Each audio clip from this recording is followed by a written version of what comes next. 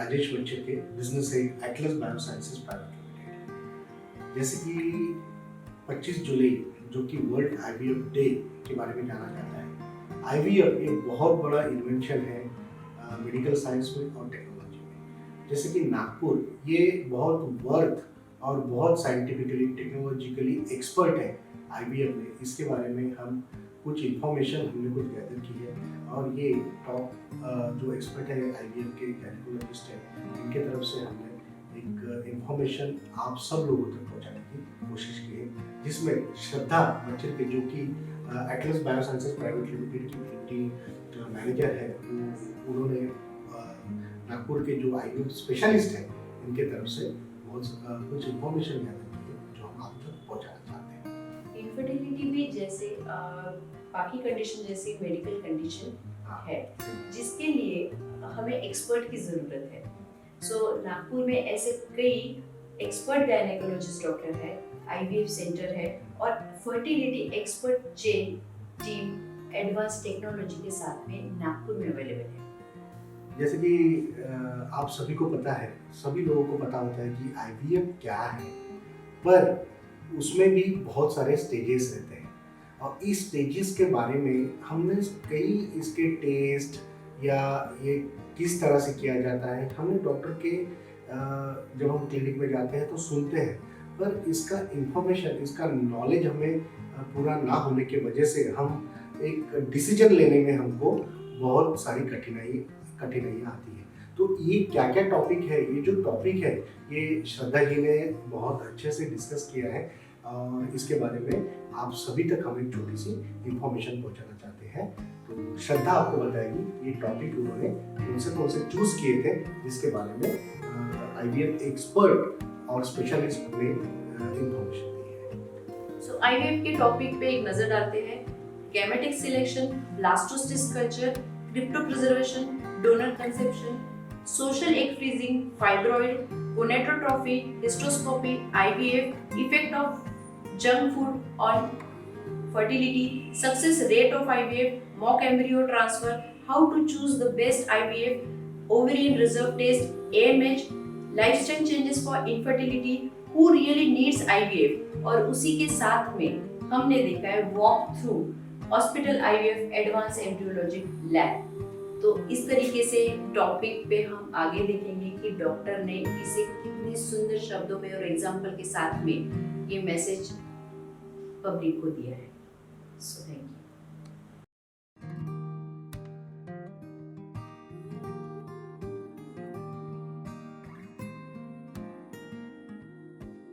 आज आपण आलेलो आहे ओमेगा हॉस्पिटलला। आज आपण थेट भेटूया डॉक्टर चैतन्य शेपेकर सरांना आणि आयव्हीएफच्या टॉपिक बद्दल माहिती करून घेऊ। चला तर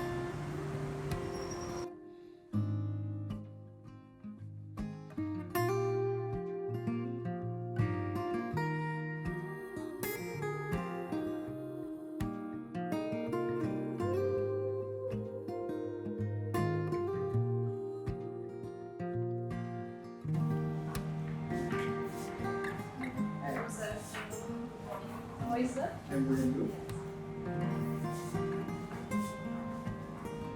Sir, on the occasion of IVF Day, so a small surprise game. So you have to all this IVF related topic here. So you have to pick one and just this topic is yours, sir.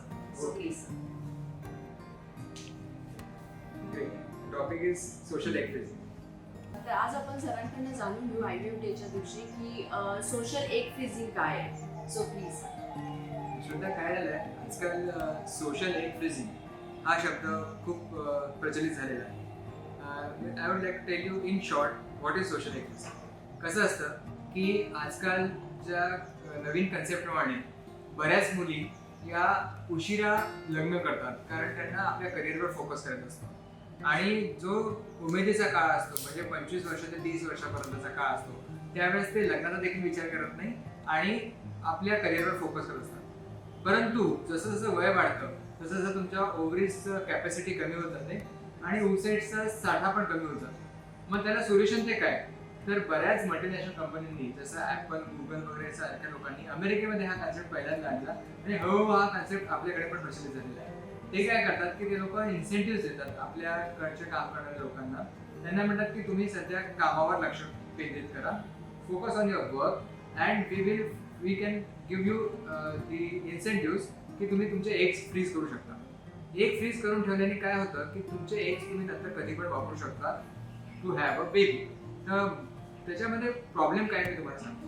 Social egg freezing हा खूप चांगला concept आहे, परंतु कसं असतं की जसं तुमचं वय वाढतं तसं तुमचं मदरहूडची कॅपॅसिटी पण कमी होत जाते. कारण at the age of 25 to 30 you are young, so you are fit enough to carry pregnancy.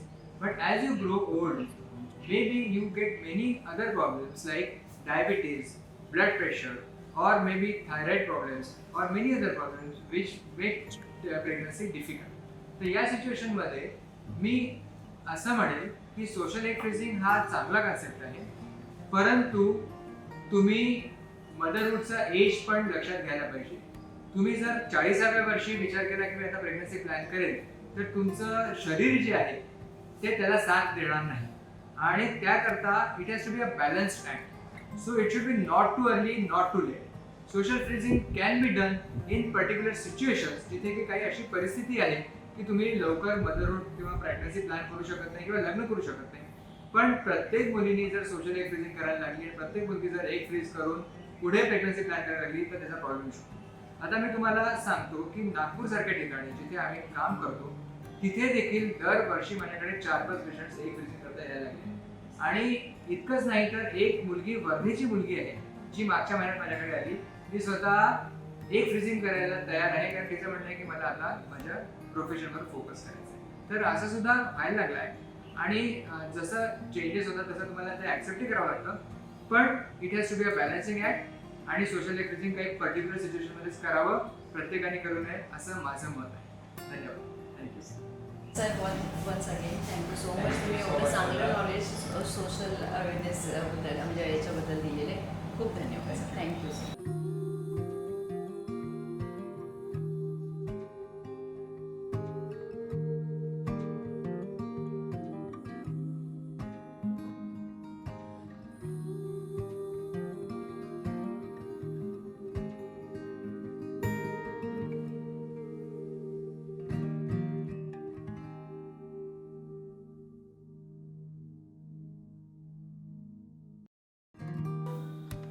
Shraddha, this is the final outcome of IVF.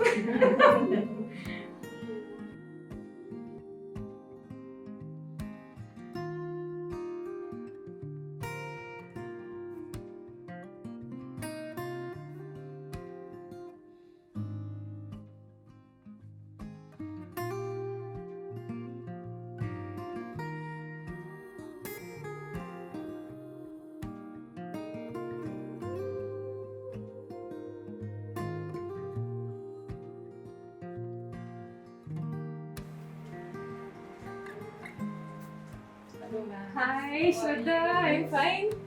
कशी आहेस? एकदम मजेत मॅडम. वर्ल्ड IVF डेच्या दिवशी मी तुम्हाला भेटायला आलेली आहे. काही एक सरप्राईज गेम आहे मॅडम, ज्याच्यामध्ये तुम्हाला सरप्राईज IVF रिलेटेड काही टॉपिक्स आहे. त्याच्या व्यतिरिक्त पण आहे जे पब्लिकला पण आपण एक मेसेज देऊ शकतो. अशामध्ये तुम्हाला एक चिट काढायची आहे आणि टॉपिक तो तुमचा. ओके. वाव, हा टॉपिक तर खूप छान आहे. Who really needs IVF? Wow. This topic is really suitable for me because I am a person who doesn't do IVF. But then I can tell you at least who really needs IVF. Now what happens is in our OPD we get not many patients. Out of that 30% are the persons who are come for the infertility treatment, and then these 30% people are the ones whom we have to screen very nicely.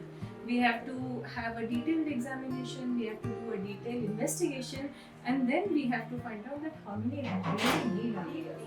Now what happens is out of this 30%, we have around 10% of people who really need IVF. Now in this 10%, we can say that there are some people who land up with unexplained infertility, wherein they take treatment for years together, but then they don't get pregnant, and we really don't know what is the reason. Another important reason is male infertility, and another important reason is female factor. Yeah, male factor, female factor, and unexplained infertility. Now, most of the times we see whenever there is a female factor, basically we can divide them into two parts. Not that always women who are above 30-35 will be requiring IVF.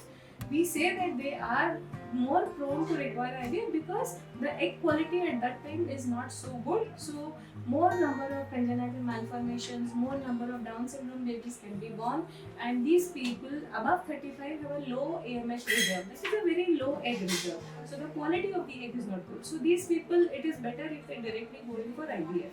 But sometimes what happens is even young girls from 20 to 30 years of age, they come to you and then we see that they have severe PCOS, uncontrolled PCOS, some are very obese, some have pain in abdomen which is called as PID, some have endometriosis in which the tubes are bad. I mean the tubes become all coiled up and blocked, and what happens is these ovaries also have huge cysts which are called as endometriosis. Now because of this, what happens is the whole anatomy is altered, and in such young patients also, even if we wish that they can conceive naturally, they won't, and they will be needing yoga. Then we have the male factor, wherein the male who are more obese, who have hormonal imbalance, and those who have a very low sperm count. Sometimes the sperm count is average and they have very less motility. The sperms do not have motility. So here conception naturally is a problem. Now in these persons, we do have to ask them any history of operation, orchitis or mumps, anything related to testes and the functioning of sperms. So here if you find that some problem is there, these are good candidates for IVF. So in short, whenever a couple is being treated by a doctor, the doctor should know the limitations as to how much months I can treat this patient, and if after trying all the treatments, the treatment is not successful, then we opt for IVF. And it is always better to segregate the couples who will be needing IVF a bit early, so that IVF people can also plan better for them. So this is how we have a group of people who really need IVF, and many of them who really don't need IVF. So it's a very, very good information for all people who are on that location. So thank you so much, ma'am. Thank you, Shraddha, for giving me that chance.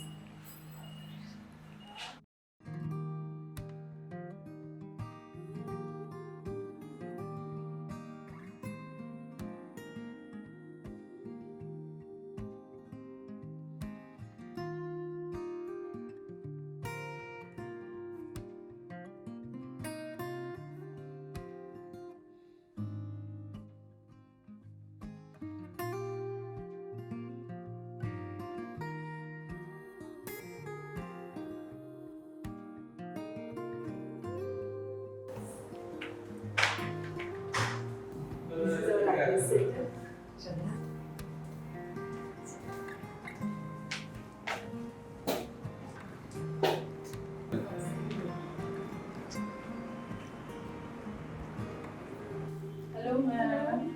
How are you? Nice. Ma'am, this is a surprise game. यहाँ पे IVF day related और topics है. आपको इसमें से एक चीज निकालना है और topic. Very nice concept. Thank you, ma'am. Wow. Hysteroscopy in IVF. Yes. My favorite topic.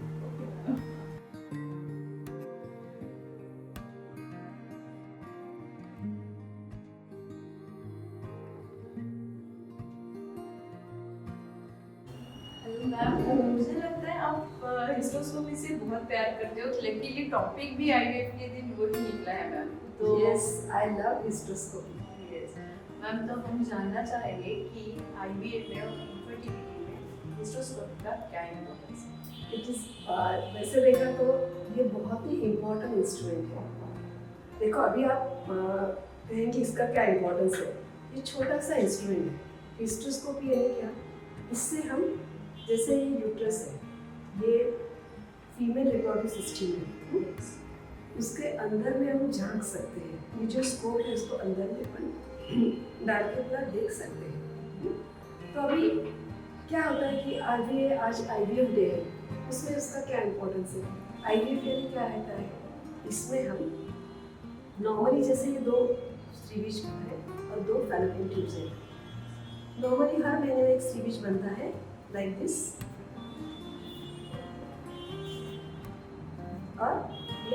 महीने के 12वें और 16वें दिन में रिलीज होता है। ओके, लेकिन आईवीएफ में हम क्या करते हैं, हम ज़्यादा एग्स बनाते हैं। ओके, जैसे गोनाडोट्रोपिन जो हार्मोन्स रहते हैं वो पेशेंट को देकर यहाँ पे वी एक्सपेक्ट 6-7 यहाँ पे 6-7 यहाँ पे ज़्यादा एग्स बनना चाहिए। और फिर अंडर एनेस्थीसिया ये एग्स हम सोनोग्राफी के मदद से बाहर निकालते हैं और यहाँ पे भ्रूण बनता है, छोटा सा गर्भ यहाँ पे बनाते हैं डिश में, और ये बना हुआ गर्भ फिर हम ये कैथेटर द्वारा अंदर में डाल देते हैं। This is IVF. अभी हिस्टोस्कोपी का क्या इम्पोर्टेंस है, देखो जो जगह में हम गर्भ छोड़ने जा रहे हैं it is very important thing, ये बहुत कॉस्टली भी प्रोसीजर, इज वेरी डेलिकेट है, उसको जगह अच्छी चाहिए। और ये आईवीएफ के पहले हिस्टोस्कोपी में क्या है, यहाँ पे एक लेंस लगी रहती है, ये लेंस हम इसके द्वारा हम अंदर में जाकर पूरा हम जांच पड़ताल कर सकते हैं, पूरा हमें इसकी आइडिया आ जाती है कि ये जगह कैसी है जहाँ पे अपना गर्भ बसने वाला है। तो इसके लिए जगह अपने को देखना चाहिए अच्छे से, ये जगह कैसी है।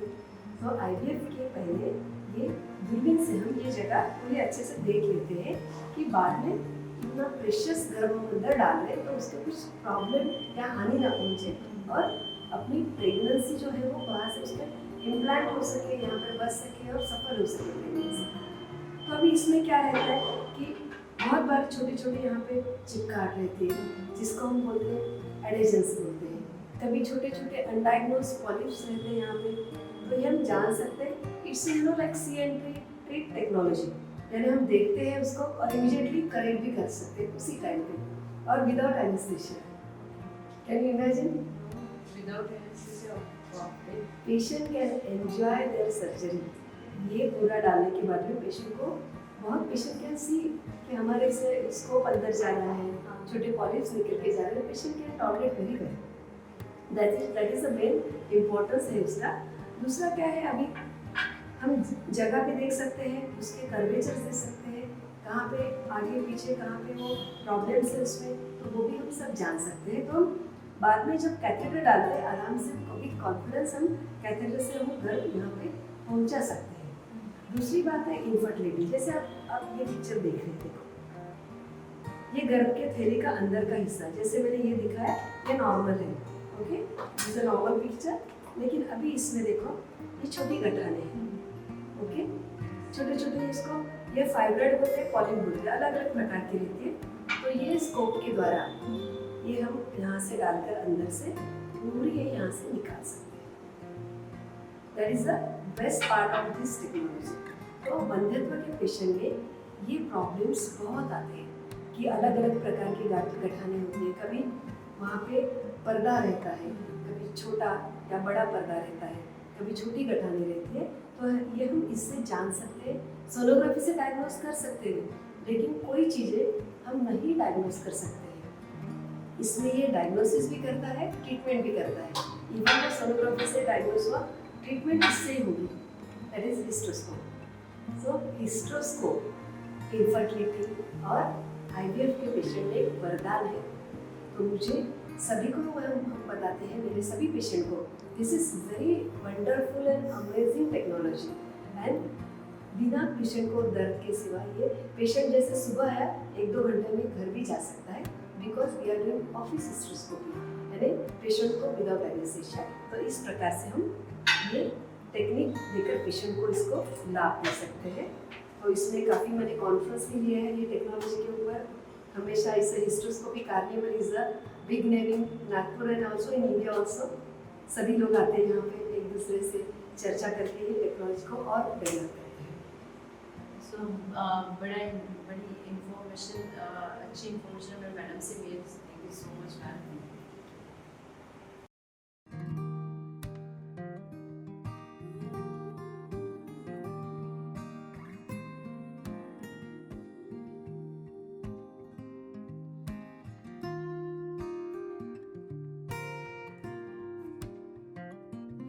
आज हम आए हैं Vedansha hospital on the occasion of IVF day.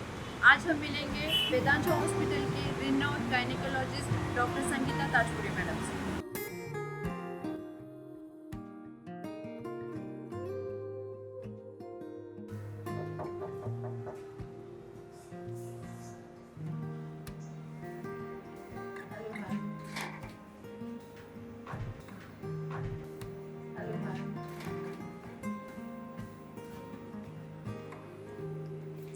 Ma'am आज IVF day world IVF day related यहाँ पे सब टॉपिक है IVF रिलेटेड, सो आपको इसमें से एक चीज पिक करना है और the topic is yours ma'am.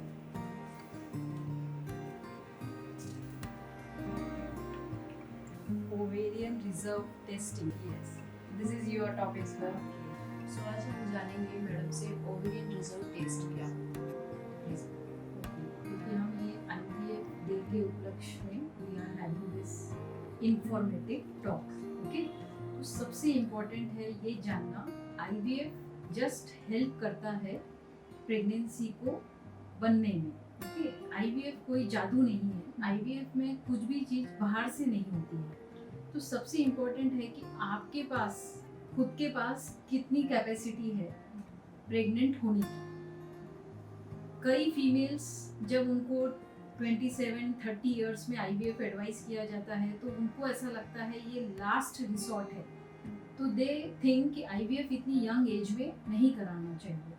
But मैं आपको एक ही बात बताती हूँ, IVF helps you in becoming pregnant by your own gametes.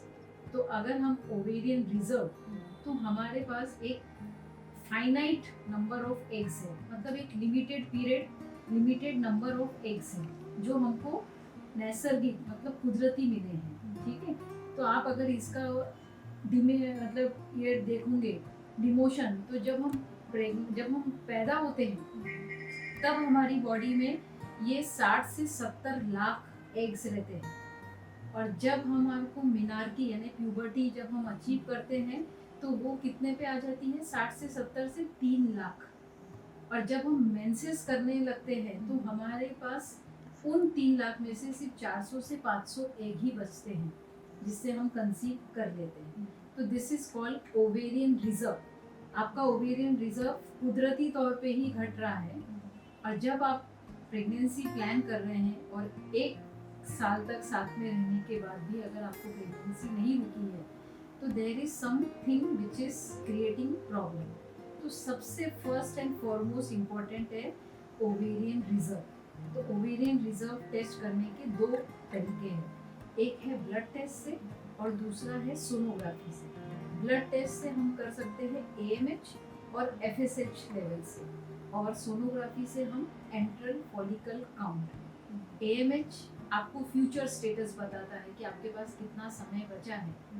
AFC आपको प्रेजेंट स्टेट बताता है कि आज आपके पास इस महीने कितने एग्स हैं जो आपको प्रेग्नेंट होने में हेल्प कर सकते हैं. आपकी उम्र अगर लेस देन 35 इयर्स है तो आपको टोटल कितने एग्स चाहिए, 9 एग्स, एक गुड क्वालिटी एम्ब्रियो बनाने के लिए. तो प्रॉब्लम क्या है, लोग IVF के लिए आखिरी में आते हैं और सोचते हैं कि मैडम आप हमको कंसीव करवा दीजिए. हम उनको यही समझाना चाह रहे हैं, प्रेगनेंसी एक यंग एज की रिक्वायरमेंट है. Pregnancy is a reproduction that should be done at an young age, that should be done at an appropriate age. उसी प्रेगनेंसी में अगर रुकावट आ रही है तो उसको हेल्प करने का माध्यम है IVF. तो उसको भी आप यंग एज में करिए. और ओवेरियन रिजर्व टेस्टिंग बहुत सिंपल है, ना सोनोग्राफी में पेन होता है ना ब्लड टेस्ट में पेन होता है. तो ये दोनों टेस्ट अगर आप करवाते हैं और आपको आपकी कैटेगरी पता चल जाती है कि हम लो ओवेरियन रिजर्व है कि नॉर्मल ओवेरियन रिजर्व है कि हाई ओवेरियन रिजर्व है, अकॉर्डिंगली आपका डॉक्टर आपको ट्रीटमेंट प्लान देते हैं. प्रॉब्लम आती है जैसे ही लो ओवेरियन रिजर्व बोला और पेशेंट को समझाया कि आपके पास टाइम कम है, you should fast forward your treatment, तो पेशेंट को हम लगता है कि हमने गलत एडवाइस दे दी. But I want to say see USG subjective है, मुझे दिख रहा है, आपको नहीं दिख रहा है या पेशेंट को नहीं दिख रहा है, तो उनको डाउट होता है कि मैडम ने ऐसा क्यों बोला. पर अगर हम ब्लड टेस्ट साथ में कर लेते हैं तो वो वैल्यू आती है, इट्स अ नंबर, और वो नंबर के सामने उसका इंटरप्रिटेशन रहता है, लो, नॉर्मल, हाई. तो you should actually go for ovarian reserve testing. और एक और बात बताती हूँ, ये सब चीज़ें फिजियोलॉजिकल है, मतलब नैसर्गिक है. We are just helping you. जैसे आपको मेनोपॉज का एक एज पता है, मेनोपॉज मतलब आपकी रिप्रोडक्शन की कैपेसिटी को पूर्ण विराम मतलब बंद हो गया है, कुदरत ने किया है। तो एक एवरेज उसकी एज है 47 से 48 ईयर्स। एग्जैक्टली उसके 13.5 साल, ना 13 ना 14, 13.5 साल 13.5 ईयर्स बिफोर आपकी ओवरीज एजिंग करने लग जाती है। तो अगर मैं आपको पकड़ूं कि आपका अगर मेनोपॉज का एज है 48, तो उससे 13 माइनस करिए, कितना हुआ 35। अब 13.5 माइनस करिए तो 34.5 ईयर्स में आपकी बॉडी एजिंग करना स्टार्ट कर चुकी है। तो this is how we correlate. And जैसी आपकी कैपेसिटी है, जब आप लेस देन 20 ईयर्स या आप लेस देन 30 ईयर्स है, आपकी कैपेसिटी अगर 100% है, जैसे आप 30 का आंकड़ा क्रॉस करते हैं तो वो आपकी कैपेसिटी 100 से कितने पे आ गई 12%। और आजकल लड़कियां शादी लेट कर रही है, तो they are already starting on 12%। और अगर उन्होंने 40 क्रॉस कर लिया तो दैट 12% कम्स टू 3%। तो how can you achieve miracle from a thing? मतलब आईवीएफ कोई जादू नहीं है, आईवीएफ एक हेल्प करने का तरीका है आप ही के गमिट्स को। और अगर आप राइट एज पे आते हैं और अगर आप समझ लेते हैं कि मेरा ओवेरियन रिजर्व ये है and I should give this treatment priority, तो मुझे नहीं लगता कि there will be many infertile couple. The ratio is 1 in 5, 5 में से एक जना आजकल इनफर्टाइल है। तो आप समझ रहे इसका मेन कारण है पीपल आर नॉट एक्सेप्टिंग कि IVF should be done at young age. And IVF के पहले जो प्री रिक्विजिट है, sperm test, ovarian reserve test and other मतलब thyroid, sugar, they should give it priority. और अगर उसमें कुछ एबनॉर्मेलिटी आई है तो please take it in a fast forward way. This is about reserve test. So much madam, आज हमें बहुत डिटेल में मैडम ने बताया ओवेरियन रिजर्व टेस्ट क्यों ज़रूरी होती है। तो once again thank you so much. Thank you. Shraddha, this is the first station. यहाँ पे सबसे पहले स्क्रीनिंग होती है। This is called the IV laminar flow. Okay, तो दिस इज द माइक्रोस्कोप। इसके पास एक टेम्परेचर रहता है जो ये पूरे प्लेटफॉर्म को एक टेम्परेचर जो 37.0 डिग्री है उसके ऊपर मेंटेन करता है। ये माइक्रोस्कोप है जहाँ पर बैठकर हम स्पर्म और एग्स कैसे क्वालिटी के मिले हैं, स्कैनिंग जिसको बोलते हैं, वो करते हैं। फिर उसके बाद उसे यहाँ रखा जाता है। This is the incubator, Heracell 150 CO2 incubator. ठीक है, इसके अंदर दिस इज ये ऐसा रहता है, यहाँ पर सारे डिशेस रहते हैं, यहाँ पर एम्ब्रियो बनते हैं। ओके, तो दिस इज द इंक्यूबेटर। इसको जो CO2 सिलेंडर चाहिए वो इस कमरे में नहीं रह सकता है, वो यूटिलिटी एरिया में है। फिर this is the ICSI machine. ICSI machine का काम है इंट्रासाइटोप्लाज्मिक स्पर्म इंजेक्शन। वो आईवीएफ से भी एक कदम आगे का मशीन है। इसमें हम ये राइट और लेफ्ट आप ये देख रहे हैं, एक से हम एग को पकड़ते हैं और एक नीडल से स्पर्म को एग के अंदर डालते हैं। तो this is called the ICSI machine. इसके अलग अलग कनेक्शंस हैं, वो सारे कनेक्शंस इसको एक टेम्परेचर और एक लेवल पे लाके रख देते हैं। तो this is our IVF lab, जिसमें है IVF station, incubator and ICSI station. ये आईवीएफ लैब है और इससे ही लगकर ये आईवीएफ ओटी होती है। ये देखिए, दिस इज द टेबल। यहाँ पर फीमेल पेशेंट है, उसको लिटाया जाता है, वो एनेस्थेटिक्स मशीन है। फिर उसके बाद यहाँ पे उसका एग निकाल कर, जो एग को हमको आईवीएफ लैब में देना पड़ता है वो ये पास बॉक्स वाले एरिया से देना पड़ता है। This is the connection between the IVF OT and IVF lab. ये दरवाजा बंद रहता है and from here we pass the egg to the embryologist. तो this is IVF OT and this is IVF lab. सबसे इम्पोर्टेंट आईवीएफ लैब और IVF OT में रहता है कि यहाँ पर कोई भी वेंटिलेशन नहीं चाहिए। आप देखेंगे चारों तरफ से एक भी इस कमरे में एक भी खिड़की नहीं है। It should not have any sunlight or natural air coming in these two rooms, IVF OT and IVF lab.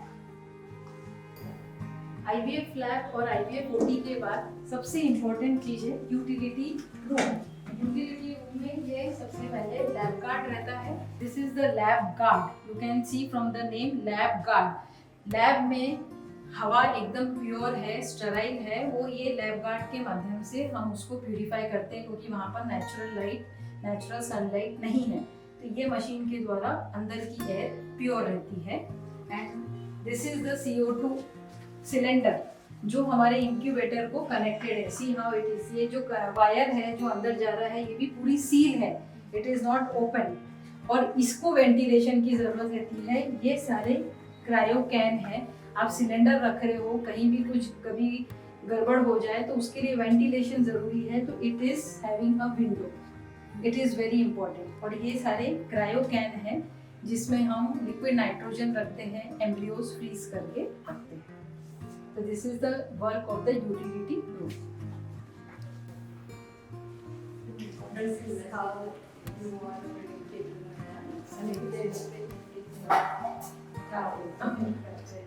and they should understand that IVF is there to help them, which is nothing artificial. The fertilizer science, they are able to meet their feelings.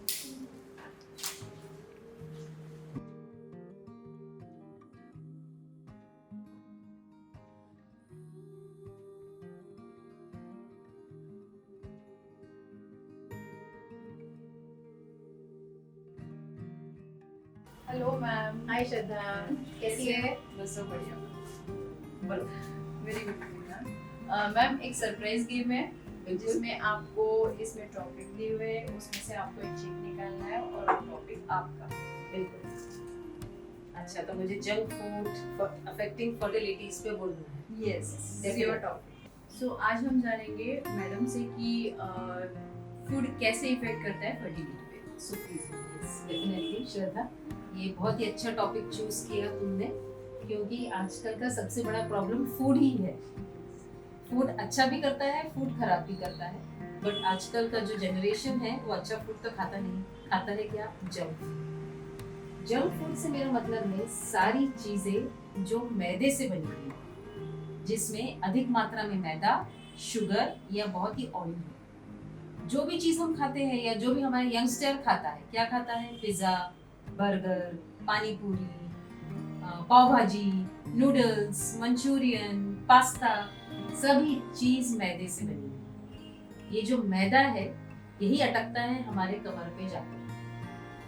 ये जो कमर पे मैदा अटकता है ये क्या करता है? हमारा पूरा BMI खराब कर देता है, हमारी ओबेसिटी में उनकी कैटेगरी में खड़ा कर देता है। ऐसा करने से सबसे पहला प्रॉब्लम होता है हार्मोनल इम्बैलेंस, क्योंकि ये जो फैट एक्यूमुलेट होता है इससे ओव्यूलेशन नहीं होता। ओव्यूलेशन नहीं होने से हार्मोनल इम्बैलेंस होता है, हार्मोनल इम्बैलेंस होने से मेंसेस नहीं आता और प्रेगनेंसी नहीं आती। अगर मैं 20 पेशेंट देख रही हूँ OPD में, तो आज की तारीख में 13 पेशेंट मेरे पास PCOS लेकर आते हैं या PCOD, एक ही चीज है, PCOS या PCOD। PCOS PCOD का मुख्य कारण ओबेसिटी है। ओबेसिटी मतलब मोटापा, और मोटापे का मुख्य कारण है जंक फूड। यानी हमने खाने से शुरू किया और हम इनफर्टिलिटी पे आ गए। सबका यही कारण है, सारे लोगों का। खूब एक पिज्जा ऑर्डर करना, एक कोल्ड ड्रिंक ऑर्डर करना और मूवी देखना और खाना खाना और अपना या लैपटॉप पे काम करना, सारा यही करता है आजकल का जनरेशन, IT जनरेशन। और एक्सरसाइज के नाम पे जीरो। इसी की वजह से उनको PCOD होता है। PCOD में क्या होता है? 3-3 महीने तक महीना नहीं आता, 4-4 महीने तक महीना नहीं आता, सिर्फ दवाई लेते हैं तो महीना आता है, और उसकी वजह से उनको प्रेगनेंसी कंसीव करने में मुश्किल होती है। साथ ही साथ हमको ये बात भी ध्यान रखनी है कि हम इंडियंस हैं, तो हमारी जेनेटिक्स जो है ये वाइट ब्रेड को, मैदे को पचा नहीं पाती। अभी हमारे पास का खाना क्या रहता है? मेन जो अपना स्टेपल डाइट है, दाल, चावल, सब्जी, रोटी, जिसमें अपन मसाले डालते हैं, हल्दी भी डालते हैं, धनिया भी डालते हैं, नमक भी डालते हैं, मिर्ची भी डालते हैं। अभी यही खाना हम किसी यूरोपियन या अमेरिकन को खिलाएंगे तो खा पाएगा? नहीं, तो उसका जेनेटिक अलग है ना। वो ब्रेड खा सकता है, उसका जेनेटिक अलग है, लेकिन हमारा जेनेटिक अलग है। हमारा जेनेटिक बना है दाल चावल सब्जी रोटी खाने के लिए, ठीक है, हम एक आधी बार हफ्ते में खाएंगे पिज्जा बर्गर तो ठीक है, लेकिन माना पड़ा हमने उसी को अपना स्टेपल फूड बना दिया, जोमेटो से ऑर्डर करके खा रहे हैं, तो कहाँ से हमको वो बचने वाला। यही जो जंक फूड है, यही आज की तारीख का सबसे बड़ा कारण है इनफर्टिलिटी का, जो कि एक लेवल पे जाके सिर्फ वेट रिडक्शन या मिनिमल दवाइयों से कंट्रोल हो जाता है, और अगर ये उस लेवल को भी पार कर गया, यानी 100 बार इंस्ट्रक्शन देने के बावजूद भी पेशेंट ने वेट लॉस नहीं किया, जंक फूड पे अपना कंट्रोल नहीं रखा, तो ये उस लेवल से पार होके फिर पहुंच जाता है हार्मोनल इंजेक्शंस पे, क्योंकि एज ऐड होती जाती है, और हार्मोनल इंजेक्शंस का भी समय चला गया तो उसके आगे पहुंच जाता है आईवीएफ। लेकिन ये पीसीओडी यही नहीं रुकता, ये हार्मोनल इम्बैलेंस जो जंक फूड से हुआ है, आईवीएफ से बच्चा सब हो गया, सब कंट्रोल हो गया, हमारा सब ठीक हो गया, लेकिन फिर जब हम 40 प्लस जाते हैं तो ये आगे जाके एंडोमेट्रियल कैंसर को भी जन्म देता है। उसके अलावा डायबिटीज, ब्लड प्रेशर, ये सब जंक फूड और अनहेल्दी लाइफस्टाइल जिसमें बिल्कुल भी एक्सरसाइज नहीं है, कुछ नहीं है, उसी से ये एक के बाद एक स्टेप अप्रोच होता जाता है। तो आज का बस मुझे इतना ही कहना है कि please cut down on junk food, थोड़ा खाना बनाने की आदत डालो, हर बात पे जोमेटो ऑर्डर करके ना करो, कुछ नहीं बनता तो खिचड़ी ही बना के खा लो, दाल चावल डालो, सब्जियां डालो, उसमें कुकर लगाओ, एक खिचड़ी से भी तुम्हारा काम हो जाता है। और प्लीज अपनी सेहत का ध्यान रखो। Thank you. सो हमने बहुत अच्छी इन्फॉर्मेशन मैडम से गेन की है कि फूड कैसे इफेक्ट करता है, वो आगे कैसे एक वुमेन के हार्मोन्स को चेंज करता है, बिगाड़ता है। Thank you so much. Thank you Shraddha, ये टॉपिक लाने के लिए thanks a lot. Thank you. How are you, I'm fine. Hope you're also good. Yes.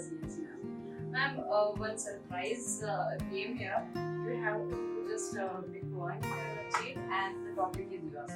So please.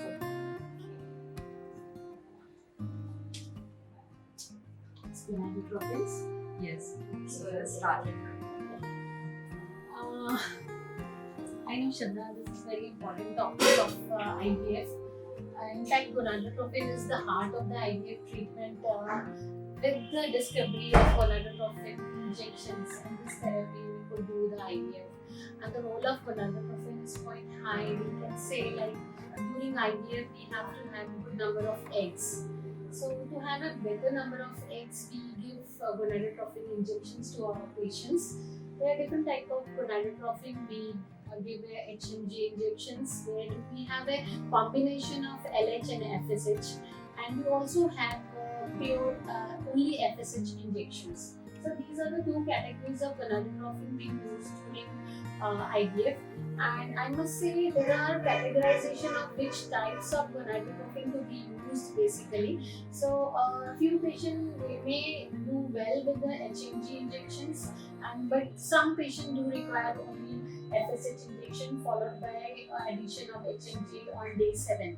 So there is a different role. As I said, like in the beginning of the cycle, FSH injection is quite better, but HMG has a very good role in maturation of the oocyte. So first, in the follicogenesis phase, ideally we should give an injection FSH followed by follicular maturation. There should be a HMG addition.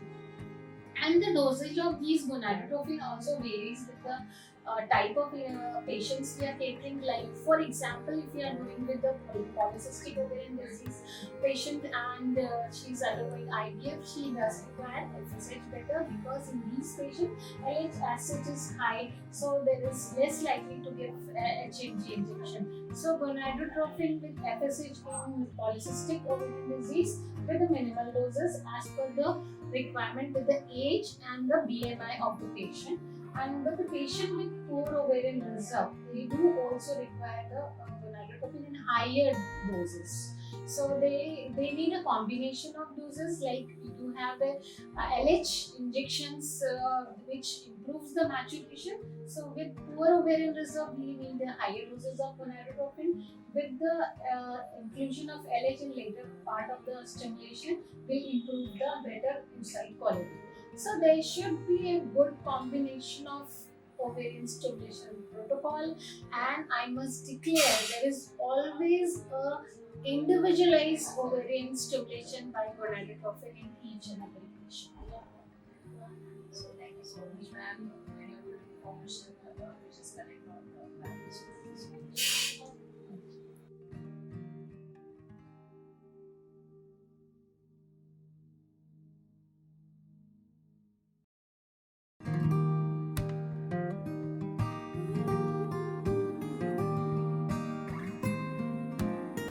Hello good evening. आज हम आए हैं well known gynaecologist doctor Lakshmi Shrikhande madam के यहाँ पे Shrikhande hospital में। आइए देखिए।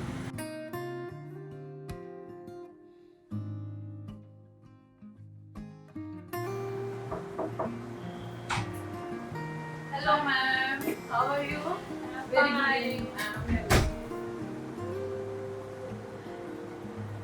Ma'am, on the IVF World IVF Day occasion, surprise gift आपको यहाँ से एक चिट निकलना है और वो टॉपिक आपका।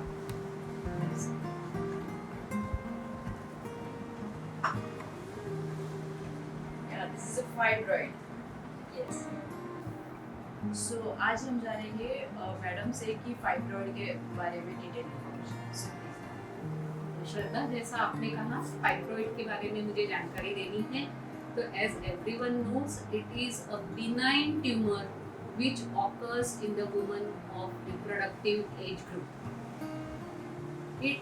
All the fibroids, they don't need surgery. So whenever any woman comes to you with fibroid, you should ask her what are her symptoms. उसे किस तकलीफ के कारण आपके पास आना पड़ा है, क्योंकि फाइब्रॉइड का जो ट्रीटमेंट है वो दो ही कारणों से होता है, या तो उसे बच्चा चाहिए या उसे बहुत तकलीफ है यानी हेवी मेंस्ट्रुअल ब्लीडिंग है, पेट में दर्द हो रहा है, या उसे ब्लैडर बाउल सिम्टम्स है। जो आपका ट्रीटमेंट डिपेंड करता है, it depends on what patient wants, whether she wants a baby, whether she wants to preserve her uterus, whether she wants cure of fibroid. The cure is only and only removal of the uterus. If she wants to preserve her uterus, then we have lot many options: medical management, interventional management like uterine artery embolization, and surgical management. Nowadays, in medical management, we have hormonal as well as non-hormonal treatment. So I would like to summarize that it has to be individualized. आप हर woman के लिए एक particular treatment हर एक को fit नहीं होता है। आपको उस स्त्री को एज अ होल ट्रीट करना है कि वो क्यों आई है, उसकी क्या रिक्वायरमेंट है, और उसके हिसाब से आपको अपना जो ट्रीटमेंट है वो एक tailor made treatment, individualise treatment करके अप्रोच से उसे ट्रीट करना है। So thank you so much, madam, once again.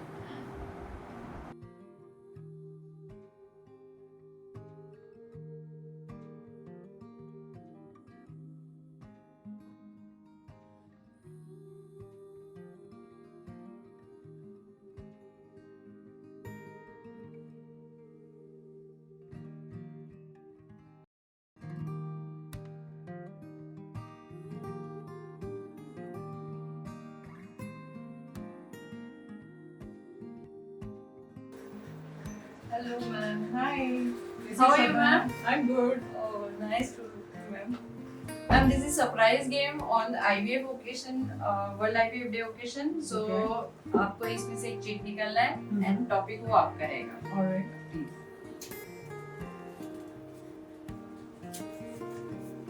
It's on IVF. Okay, तो आज हम मैम से जानेंगे कि आईवीएफ के बारे में डिटेल। So please ma'am. या श्योर। सो देखो बेसिकली क्या होता है आईवीएफ, हम जब कह रहे हैं तो आईवीएफ यानी इन विट्रो फर्टिलाइजेशन। अब इन विट्रो यानी शरीर के बाहर, और जो शरीर के अंदर होता है उसको कहते हैं इन वीवो। तो ये इससे समझते हैं कि नॉर्मली क्या होता है, श्रद्धा देखिए कि ये अंडा यहाँ से रिलीज हुआ, ये फैलोपियन ट्यूब होता है, ये यूट्रस है, फैलोपियन ट्यूब दोनों साइड पे, और अंडाशय यानी ओवरीज। अब ये ओवरी से जब एग रिलीज होता है तो ये ट्यूब में यहाँ तक के आ जाएगा। उन दिनों में रिलेशंस होने से स्पर्म पूरा ये ट्रैवल क्रॉस करके यहाँ तक आता है। यहाँ पर जो है कि प्रेगनेंसी तैयार हो जाती है, यानी फर्टिलाइज होती है।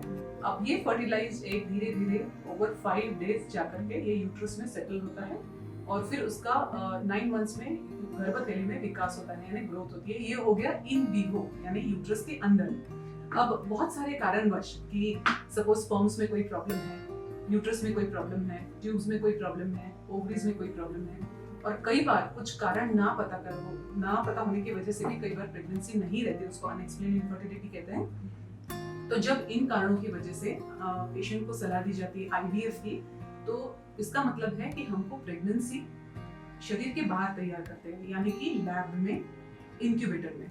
तो होता कैसा है कि हमें चाहिए महिला का एग यानी अंडा और हस्बैंड का स्पर्म यानी उनका मेल का एग। तो दो स्पर्म्स तो या हम फ्रेश यूज करते हैं या फिर फ्रोजन सैंपल भी यूज कर सकते हैं। अब महिला का जो एग चाहिए उसके लिए ये जो एग्स बनने हैं तो उसके लिए इंजेक्शंस दिए जाते हैं। तो इंजेक्शंस देने से एग्स तैयार किए जाते हैं। अब कई बार ये मिथ होता है कि ये इंजेक्शन से बहुत, क्योंकि हार्मोन्स के हम कहते हैं हार्मोन्स के इंजेक्शन से, तो नेचुरली जब एग्स बनाने हैं तो हमको हार्मोन्स के इंजेक्शन देने होते हैं। पेशेंट्स को इस बात का काफी डर लगता है कि ये किस तरह के हार्मोन से इसका हमें क्या प्रॉब्लम हो सकता है। तो सबसे पहले कि ये जो इंजेक्शन है इनका केवल ये काम है कि एग बने। अब इसका लॉन्ग टर्म या फिर कोई साइड इफेक्ट सच नहीं है। तो जब इंजेक्शंस देकर के एग बनाए जाते हैं और एग्स रेडी हैं अभी उसको रिट्रीव करने के लिए, तो वजाइना से इंस्ट्रूमेंट्स, स्पेशल इंस्ट्रूमेंट्स से वो एग्स रिट्रीव कर लेते हैं और फिर वो जो एग्स हैं उसको पेट्री डिश में ट्रांसफर करके लैब में प्रोसेस किए जाते हैं स्पर्म के साथ में फर्टिलाइज करके।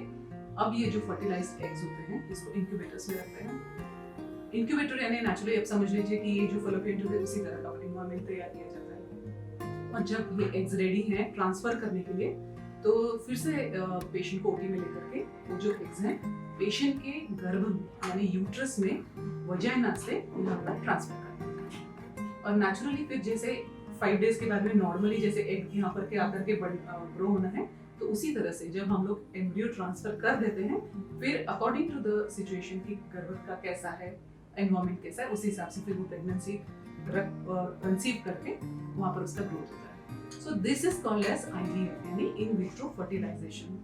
अब इसके साथ में कई बार पेशेंट्स कुछ ऐसे टर्म्स सुनते हैं जिसको इक्सी कहते हैं यानी इंट्रासाइटोप्लाज्मिक स्पर्म इंसेमिनेशन। अब वो क्या होता है कि जब हम आईवीएफ कहते हैं, आईवीएफ में जो फर्टिलाइज करने की प्रोसेस है वो 2 तरीके से कर सकते हैं, या तो आईवीएफ या फिर इक्सी से। जो हमने एग्स रिट्रीव किए हैं पेशेंट से, तो वो एग्स को पेट्री डिश में या कल्चर में रख करके उसमें स्पर्म्स डाल देंगे। तो ये स्पर्म्स नेचुरली उसको सेलेक्ट करता है कि which sperm will fertilise the egg. तो ये हुआ नेचुरल प्रोसेस। और कई बार ऐसा होता है कि ये नेचुरल प्रोसेस नहीं होने के कारण से जो स्पर्म्स होते हैं, एम्ब्रियोलॉजिस्ट वो स्पर्म्स लेकर के उसको ओव्यूल साइड में यानी एग में डाल देते हैं। उसको इक्सी कहते हैं कि इंट्रासाइटोप्लाज्मिक स्पर्म इंसेमिनेशन। तो उसके अंदर में स्पर्म को डाल दिया जाता है। तो इसका दोनों का भी एम यही है कि एग फर्टिलाइज हो, फिर वो फर्टिलाइज एग जब रेडी है ट्रांसफर के लिए तो फिर उसको यूट्रस में ट्रांसफर कर दिया। So this is basically about IVF, ICSI यानी जिस तरह के आप टर्म्स यूज करते हैं, and they are part of artificial reproductive techniques.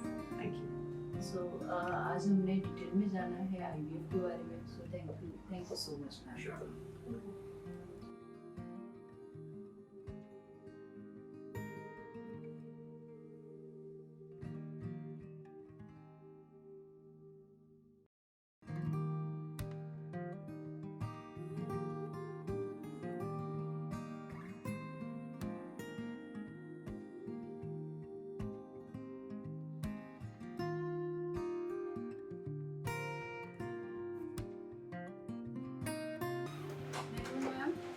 Hello, ma'am. Hi.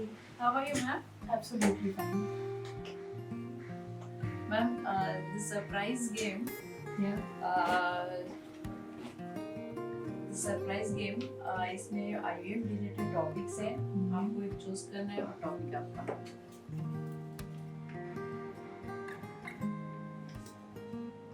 AMH. तर जेव्हा पण आपण इन्फर्टिलिटीची गोष्ट करतो तर सगळ्यात पहिले AMH येते. तर आपण मॅडमकडनं जाणून घेऊ AMH काय आहे. So please ma'am. Since you started with infertility, you answered that. सर्वप्रथम आपल्याला हे समजलं पाहिजे की प्रेग्नन्सी नव्हते कशी, कारण AMH हा एक तुम्ही सगळ्या पेशंटच्या बाबतीत ऐकलं डॉक्टरांनी AMH सांगितलं कमी आलं प्रॉब्लेम आहे किंवा जास्त आलं PCOS मध्ये. व्हॉट एक्झॅक्टली AMH इज, पण before that we must understand की नॉर्मल प्रेग्नन्सी कशी राहते. असं गर्भाशय असतं प्रत्येक स्त्रीच्या शरीरात. या गर्भाशयाच्या आजूबाजूला 2 अंडाशय असतात आणि या 2 गर्भनलिका असतात. नॉर्मल केसमध्ये ज्या स्त्रीची पाळी रेग्युलर होते त्याच्यामध्ये महिन्यातनं एकदा अंड बनतं, वाढतं आणि साधारण 12व्या ते 15व्या दिवशी पाळीच्या फुटतं. त्याला आपण म्हणतो ओव्युलेशन. ओव्युलेशन झाल्यावर त्यातनं जे बीज निघतं अंड फुटल्यावर ते नळीतून आलं. पुरुषाचे शुक्राणू खालून येतात. फलितीकरण ट्यूबच्या भागामध्ये होतं. फलितीकरण जर झालं, फर्टिलायझेशन जर झालं तर त्यानंतर 5 दिवस गर्भ ह्या ट्यूबमध्ये राहतो. या 5 दिवसांदरम्यान जर त्याला योग्य तर पोषण आणि वातावरण मिळालं तर तो ग्रो होतो, वाढतो आणि 5व्या दिवशी ब्लास्टोसिस्ट बनतो, जे की अंतिम ध्येय असतं कुठल्याही गर्भाचं. मग तो गर्भाशयाच्या आत होतो आणि 1-2 दिवसात बीजाणू स्थानापन्न होतो. त्याला आपण म्हणतो बीजाणू. त्यानंतर 10-12 दिवसांनी प्रेग्नन्सी टेस्ट पॉझिटिव्ह होतो. याचा अर्थ प्रेग्नन्सीमध्ये 3 गोष्टींची आवश्यकता. एक म्हणजे अंड बनायला पाहिजे, दुसरं म्हणजे नळी उघडी पाहिजे, हेल्दी पाहिजे आणि पुरुष शुक्राणूची संख्या आणि क्वालिटी चांगली. अंड बनण्याची प्रक्रिया बऱ्याचशा गोष्टींनी प्रभावित होत असते. काही हॉर्मोन्स असतात महत्वाचे, जसे थायरॉइड, प्रोलॅक्टिन. पण सगळ्यात महत्वाचा घटक म्हणजे स्त्रीचं वय आणि तिच्यापाशी असलेला अंड्याचा साठा. तर या अंड्याच्या साठ्याला जो परिमाण आहे ते आहे AMH, that is anti Mullerian hormone. आता अँटी म्युलेरियन हॉर्मोन हे हॉर्मोन जे अगदी प्रीमॅच्युअर अंडी असतात स्त्रीच्या शरीरामध्ये, अंडाशयामध्ये, ते तयार करतात. म्हणजे जसे पेशंट आमच्याकडे येते दुसऱ्या तिसऱ्या दिवशी किंवा वेनेवर ती येते, निसंतानता कशाला म्हणतो आपण, की 1 वर्ष लग्नानंतर झालं, नॉर्मल मॅरिड लाईफ असून सुद्धा जर कोणाला प्रेग्नन्सी राहिली नाही तर त्याला आपण म्हणतो निसंतानता. त्यासाठी दोघांची तपासणी करायची असते. तर आम्ही जेव्हा पेशंट आमच्याकडे येते, स्त्री येते, आम्ही सोनोग्राफी करतो, त्यामध्ये गर्भाशय पाहतो आणि अंडाशय पाहतो. त्या अंडाशयामध्ये छोटे छोटे अंडे आम्हाला दिसतात, 2 ते 8-10 मिलीमीटर जास्त नसतात. त्याला आपण अँटल फॉलिकल्स म्हणतो. पण जी दिसतच नाहीत आणि अगदी सूक्ष्म असतात ते तयार करतात AMH. तर आपण जेव्हा AMH मोजतो तेव्हा आपल्याला हे कळतं की साधारण अंडाशयामध्ये दम किती, टंकीने पेट्रोल किती. तर अँटीम्युलेरियन हॉर्मोन हे अंडाशयांमध्ये जे प्रीमॅच्युअर अंडे असतात ते तयार करतात. आता हे समजून घ्यायचे आपल्याला हे समजलं पाहिजे की प्रत्येक मुलीचा जेव्हा आईच्या पोटात असतो तेव्हा निसर्गाने अशी काही एक अरेंजमेंट केलेली असते की साधारण 5 महिन्यांचा गर्भ असतो तेव्हा 60 ते 70 लाख प्रीमॅच्युअर अंडे त्या अंडाशयामध्ये असतात. पण by the time the girl is born, जेव्हा ती मुलगी जन्माला येते तेव्हा ते ऑलरेडी घटून 10 ते 20 लाख. आणि जेव्हा मिनारकी म्हणजे मुलीची पाळी सुरू होते साधारण 13, 14, 15 वर्षी तेव्हा ते ऑलरेडी घटून 2 ते 4 लाख असतात. आणि हळूहळू रोज काही ना काही 10-12 अंड्यांचा त्रास होत असतो. निसर्गाने ती पद्धत तशी करून ठेवली, अरेंजमेंट तशी केली. आणि म्हणून एक वेळ अशी येते की हे अंडे सगळे संपून जातात आणि म्हणून अंड्यांचं काम काय, बीज तयार करणं हे तर आहेच ओवळीचं, पण त्याशिवाय ती हॉर्मोन्स पण तयार करत असते, जी हॉर्मोन्स या गर्भाशयाच्या आतल्या लाईनिंगवर ऍक्ट करतात. प्रत्येक वेळेस अंडाशय हॉर्मोन्स तयार करून गर्भाशयाला प्रेग्नन्सीसाठी प्रिपेअर करतात. आणि जर प्रेग्नन्सी राहिली नाही तर हॉर्मोनचा सपोर्ट नाहीसा झाल्यामुळे इथला थर निकळून पडतो, त्याला सप्लाय करणाऱ्या रक्तवाहिन्या उघड्या होतात आणि म्हणून ब्लिडिंग होतं, पण पाळी. तर पाळी येण्याचं काम हे पण अंडाशयाचे हॉर्मोन्स आहे. त्याशिवाय दुसरं महत्वाचं म्हणजे स्त्री बीज देते, रिप्रोडक्टिव्ह. मग म्हणून काय होतं की जसं जसं वय वाढतं अंड्यांची संख्या कमी कमी होत जाते आणि मग एक वेळ अशी येते की अंडे संपतात आणि म्हणून मग बाईला स्त्रीला मेनोपॉज येतो. पण जेव्हा आपण AMH म्हणतो तर AMHचा इम्पॉर्टन्स हा रिप्रोडक्शनसाठी, प्रेग्नन्सीसाठी. तर जेव्हा या रिप्रोडक्टिव्ह सायन्समध्ये AMHचं महत्त्व याच्याकरता आहे की जी कुठली स्त्री वंध्यत्व घेऊन किंवा निसंतानता घेऊन आमच्याकडे येते तेव्हा आम्हाला अंडाशयामध्ये किती दम शिल्लक आहे. कारण की मी पेट्रोल म्हणजे पेशंटला सांगते, त्यामुळे समजून नाही सायंटिफिकली कि AMH क्यों देखना है, AMH इसलिए देखना है कि अपने टंकी में पेट्रोल पेट्रोल अच्छा होगा तो ट्रीटमेंट धीरे धीरे, अगर उम्र भी कम है तो हम पहले दूसरे गियर में भी चला सकते हैं। लेकिन अगर पेट्रोल कम है, कभी कभी AMH नॉर्मल व्हॅल्यू असते 2.2 च्या वर. आता जसं मी तुम्हाला आधी सांगितलं की काही मुलींना 2 ते 4 लाख अंडी घेऊन ती जन्माला असते, पण यू कॅनॉट से की प्रत्येकाला तेवढंच असतं.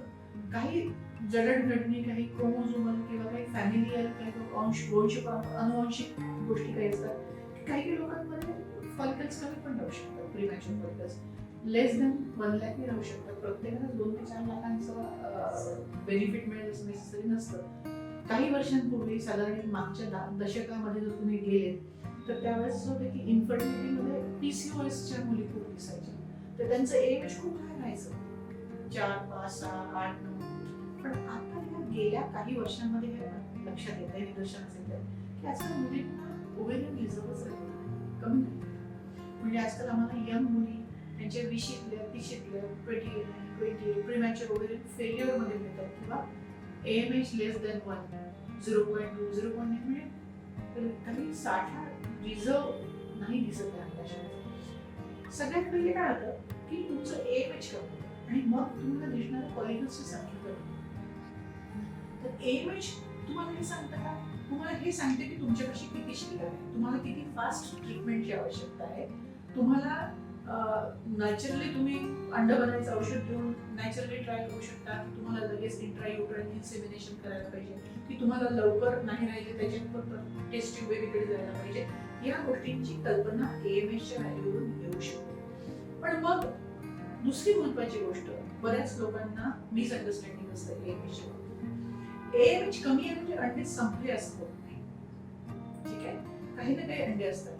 पण हे सांगणं कठीण आहे की AMH ची व्हॅल्यू 2 आहे म्हणजे किती लाख अंडे, AMH ची व्हॅल्यू 1 आहे म्हणजे किती, ढोबळ मानाने आयडिया येते. पण दुसरी महत्वाची गोष्ट, AMH तुम्हाला क्वालिटी नाही सांगत म्हणजे तुमचे AMH कमी आहे म्हणून तुमचं अबॉर्शन होईल असं नाही, AMH कमी आहे म्हणून तुमचं मूल खराब निघेल क्रोमोझोमली असं पण नाही. AMH कमी आहे म्हणजे तुमचा साठा कमी आहे. पण जर तुमचं वय कमी असेल तर तुमची अंड्यांची क्वालिटी चांगली राहू शकते. दुसरी महत्वाची गोष्ट म्हणजे AMHचा इम्पॉर्टन्स कुणामध्ये, AMHचा इम्पॉर्टन्स ज्या लोकांना मुलं नाही त्यांच्यामध्ये, ज्या लोकांना ऑलरेडी एखादं मूल आहे झालेलं आहे त्यांच्यामध्ये AMH कमी जरी असेल तर तेवढा सिग्निफिकन्स नसतो. पण जर AMH कमी आहे, तुमचं वय कमी आहे, तर तुम्ही हे करायला पाहिजे. जर तुम्हाला इन्फर्टिलिटी असेल, आता हातावर बसायचं की माझं वय कमी आहे आणि AMH कमी आहे तर मी काळजी करायची गरज नाही, कारण पहिले AMH कमी होतं मग अंडे आहे, ठीक आहे. दुसरी महत्वाची गोष्ट म्हणजे रिपीटेड अबॉर्शन्स AMH कमी असल्याने होतात.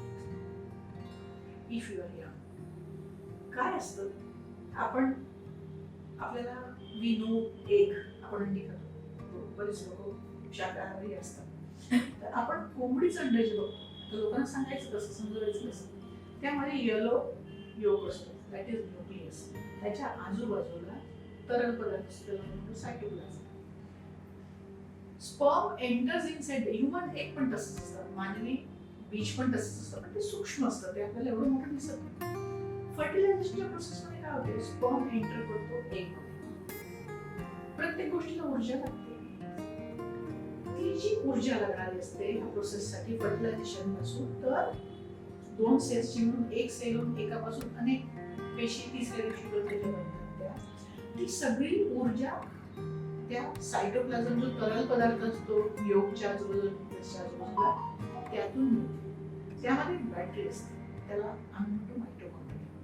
वाढत्या वयासोबत हळूहळू बॅटरी डिस्चार्ज होत जाते आणि म्हणून मग जेव्हा स्त्रीचं वय जास्त असतं तेव्हा ऊर्जा कमी मिळत पडत असल्यामुळे फर्टिलायझेशन प्रत्येक प्रोसेसमध्ये 2 सेलची म्हणून एक होणारं फर्टिलायझेशन असेल किंवा मल्टिप्लिकेशन ची जी प्रोसेस आहे ज्यापासून तुम्हाला अनेक पेशी मिळतात आणि इक्वल डिस्ट्रीब्युशन ऑफ क्रोमोझोम्स, कारण जेनेटिक मटेरियल पण इक्वली डिस्ट्रीब्यूट झालं पाहिजे, त्याच्यात सुद्धा डिफेक्ट येऊ शकतो. आणि मग जेव्हा 35 नंतर किंवा 37 नंतर जसं वय वाढतं तशी तशी ती ऊर्जा कमी होते, मग क्वालिटी असते. त्याचा AMH काही संबंध नाही. बट माय पॉइंट, AMH हे साठा सांगतात, तुमच्या अंडाशयांपाशी किती साठा आहे अंड्यांचा, त्यावरून तुमची स्पीड पण फक्त त्याच्यावर AMH वर नाही, तुमचं वय पण जास्त नको. म्हणून जी कुठला निर्णय तुम्ही घेणार तो तुम्ही योग्य वेळात घेतला पाहिजे. दोन्ही गोष्टींचा विचार करून. तर मॅडमनी खूप छान सांगितलं आणि जसं मॅडमनी सांगितलेलं की डिटेलमध्ये की AMH काय, तर बरेच यांना म्हणजे जे पब्लिक आहे यांना माहिती नाही आहे. हे नेटवर बघून काही इन्फॉर्मेशन जी असते त्याला बरोबर समजून नाही घेत. तर आज ज्या पद्धतीने मॅडमनी एक्झाम्पल देऊन आपल्याला सांगितलेलं आहे की AMH कशासाठी गरजेचं आहे, तर खूप छान मेसेज मॅडमनी पब्लिकला दिलेले आहेत. Thank you so much madam. Thank you.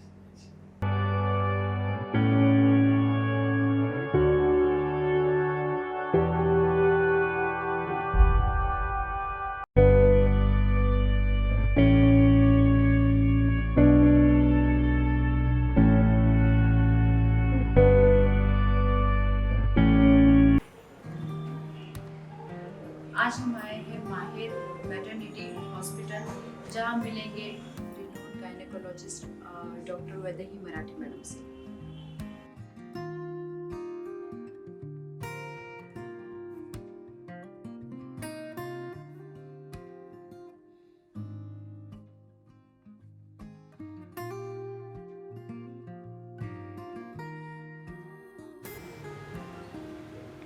Hello ma'am. Hello. How are you ma'am? Ma'am, this is a cheat day for IVF, World IVF Day.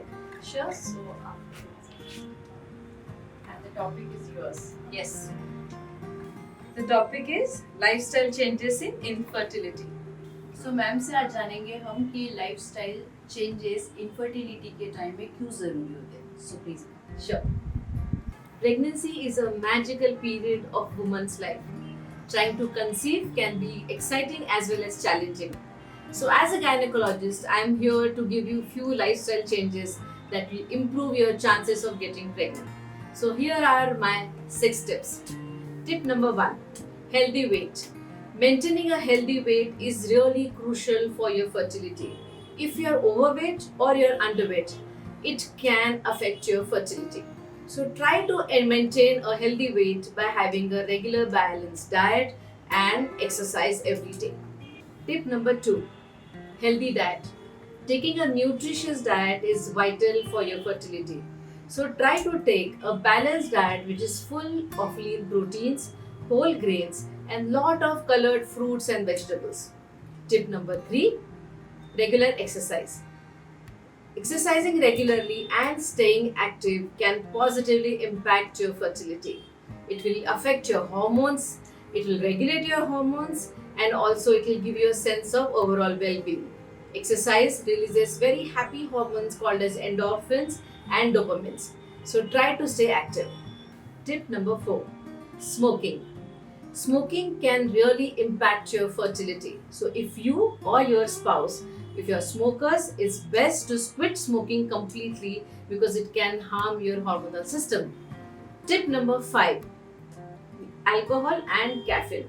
It's best to limit your caffeine intake and stop alcohol completely if you are trying to conceive.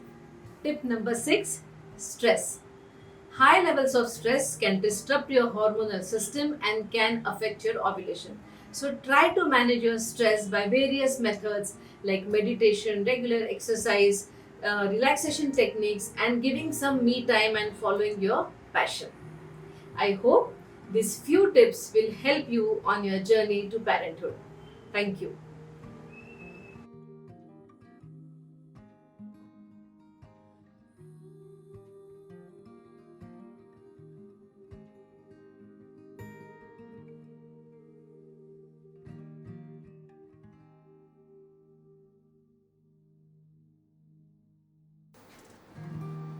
Hello, ma'am. Hello. How are you, ma'am? Come. How are Very you? good evening, ma'am. Good evening to you. Good evening.